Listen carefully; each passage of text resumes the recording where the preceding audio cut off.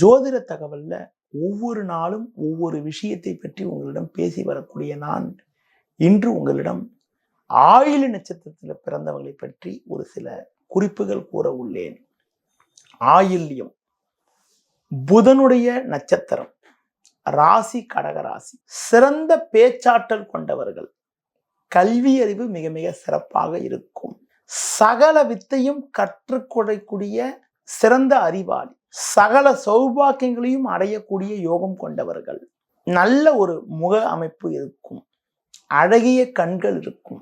எதிரிகளை கூட தன்னுடைய பேச்சாற்றல் காரணமாக நண்பர்களாக மாற்றிக்கொள்வார்கள்.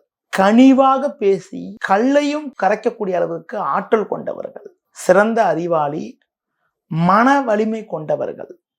உடல் வலிமை மிக மிக சிறப்பாக இருக்கும். எந்த பிரச்சனையும் எதிர்கொண்டு வெற்றி அடையக்கூடிய அளவுக்கு திறமை கொண்டவர்கள். மற்றவர்கள் சொல்வதை கேட்க மாட்டார்கள், அதாவது மற்றவங்க ஆலோசனை சொன்னா அதை ஏற்க மாட்டார்கள். அது மட்டும் இல்லாம கண்ணாலே பேசி பல காரியத்தை சாதிக்கக்கூடிய அளவுக்கு திறமை கொண்டவர்கள். அது மட்டும் இல்லாம இவங்களுடைய உடல் அமைப்பை வைத்து உங்களுக்கு இவங்க வயதை கணக்கு போட முடியாது. தோற்றத்தை கொண்டு வயதை எடை போட முடியாது.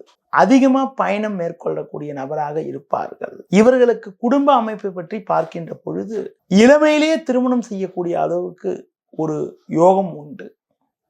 மனைவி பிள்ளைகள் மீது அதிகம் பாசம் கொண்டவர்கள். தேவைக்கு அதிகமாக செலவு செய்வார்கள்.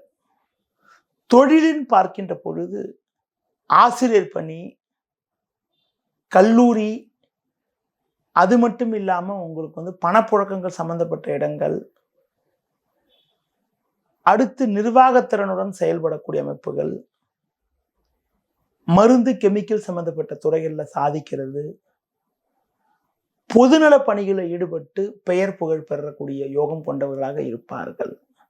இவர்களுக்கு நுரையீரல் பிரச்சனை, வயிறு சம்பந்தப்பட்ட பிரச்சனைகள், அது மட்டும் இல்லாமல் மூட்டு வலி போன்றவை ஏற்படுவதற்கான ஒரு வாய்ப்புகள் உண்டு.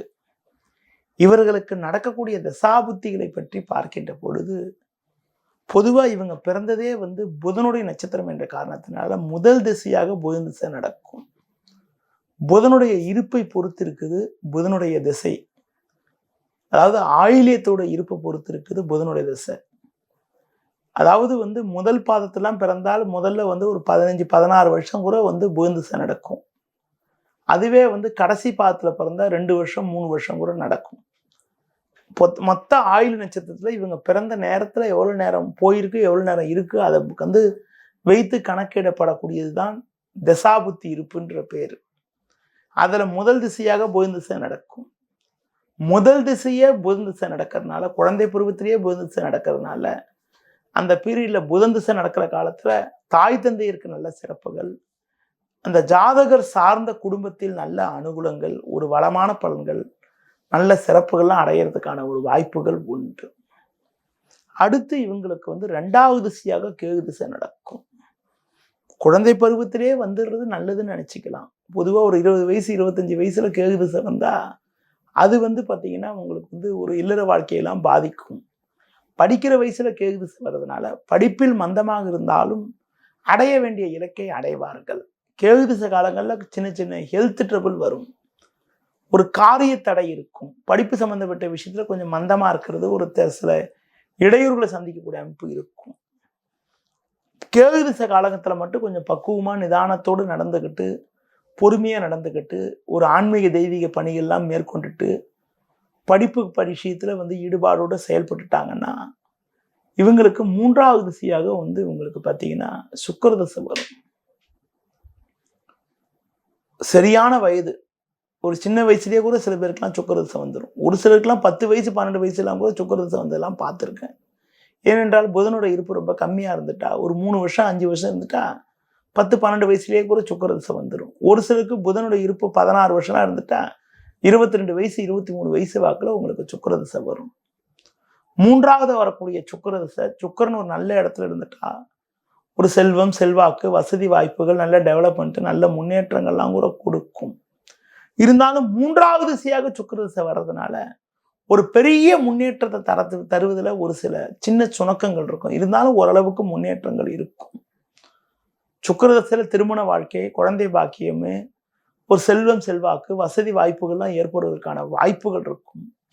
என்ன ஒண்ணு எல்லா விஷயத்திலும் ஒரு திருப்தி இல்லாத நிலை இருக்கும்.